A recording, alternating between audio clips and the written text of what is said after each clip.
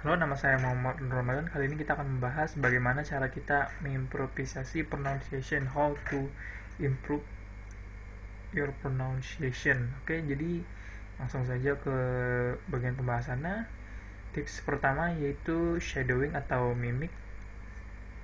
Tips pertama ini menggunakan orang lain sebagai referensi.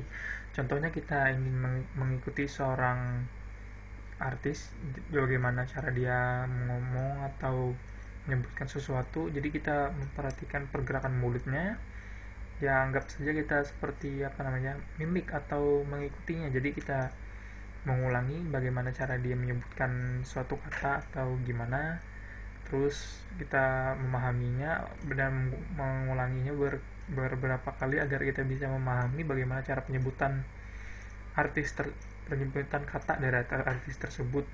Dan mungkin kalau ada orang yang kita suka cara bicaranya atau aksennya, kita juga bisa mengikuti atau shadowing. Dan ya, tips kedua, menggunakan cermin. Oke, tips ini bisa digunakan untuk improvisasi, untuk melihat pergerakan mulut. Di situ kita bisa melihat bagaimana menggunakan cermin untuk melihat pergerakan mulut orang yang ingin kita tiru. Contohnya ya seperti kita melihat pergerakan mulut kita, bagaimana pergerakan mulut kita saat penyebutan kata.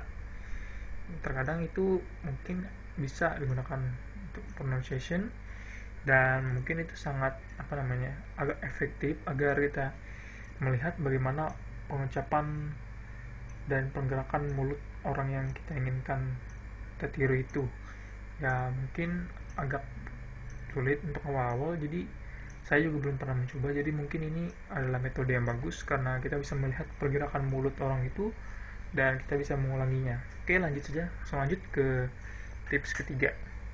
Oke, tips ketiga adalah menggunakan waktu luang atau waktu kosong.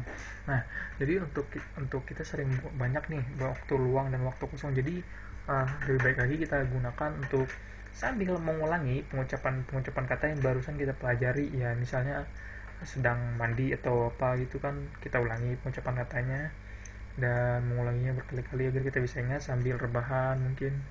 Dan juga sambil ya pokoknya ada waktu luang, ada waktu bebas, kita gunakan untuk mengulang, mengingat dan menghafalkannya.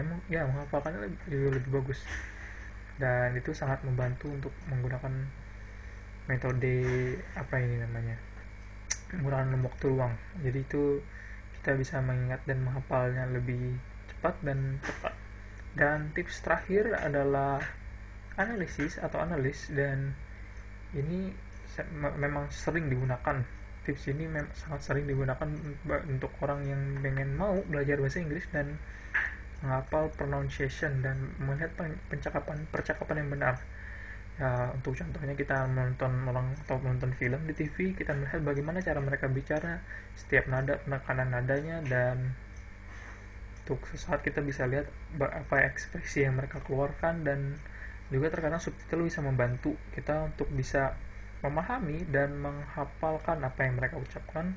Tapi kalau bisa jangan sering-sering melihat subtitle, supaya kita terbiasa melihat pergerakan mulut dan cara mengucapannya. Dan zaman sekarang karena sudah banyak menonton YouTube, dan itu kita juga sering melihat orang berbicara bahasa Inggris karena kebanyakan dari sana lebih banyak.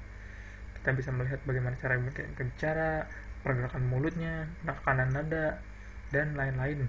Jadi metode analisis ini sangat mudah digunakan dikarenakan kita bisa menggunakannya sambil menonton sesuatu yang kita sukai atau yang lainnya. Oke, jadi sekian itu saja dari saya. Terima kasih sudah menonton. Mohon maaf kalau saya ada salah, dan juga mohon maaf untuk video ini terlambat. Sekian, terima kasih.